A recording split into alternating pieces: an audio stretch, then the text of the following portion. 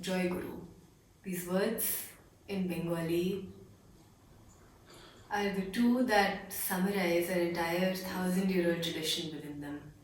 Joy meaning victory, and Guru meaning that which takes us from darkness to light, from heaviness to lightness.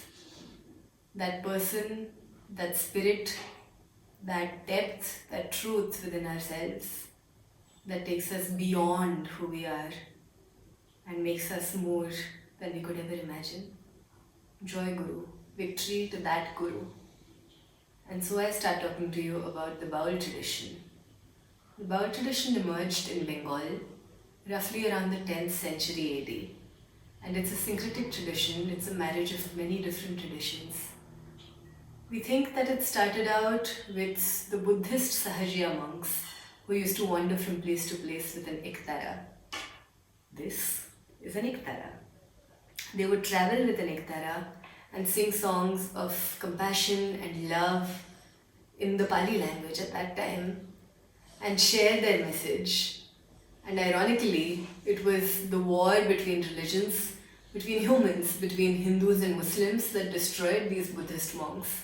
And all we have now are a few manuscripts that were available that a scholar looked at in Bengal, because of which we have about 60 songs, and that's it, of the Sahajiya tradition.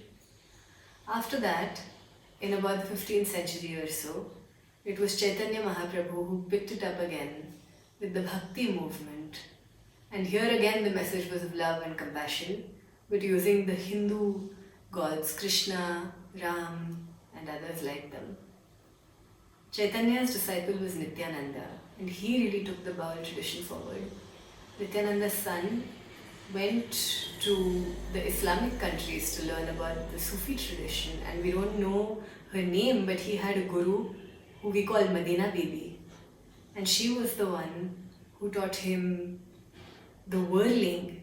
And so what used to be Vaishnav at that time became Vaishnav Darvesh, and there was an Islamic influence in Baul.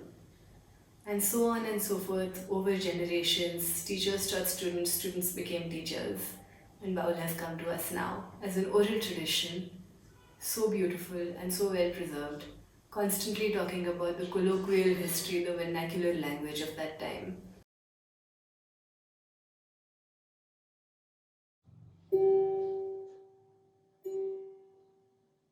This is an iktara, the oldest instrument in the world. It's composed of bamboo and this fruit called in Bengali as lao, and skin here and a string here. Iktara means one string, and all string instruments across the world began with their own versions of the iktara. It is said that the iktara is the sound of the soul, the sound of the universe. And not only is it an accompaniment, the shruti, to the music that we play, but it's also a representation of the human body. This bowl is like the torso, and these two sides are like the nadis, the left and the right, Ida and Pingala, the sun and the moon, the masculine and the feminine, the binaries that we constantly fluctuate across every moment of our human lives. And then there's the center, the sushumna, the balance, the middle path, what every spiritual practitioner aims towards, finding that balance and moving towards it. The iktara is a symbol of that. This is a duggi. It's a drum. It's also worn and danced with, but I'm not going to do that right now.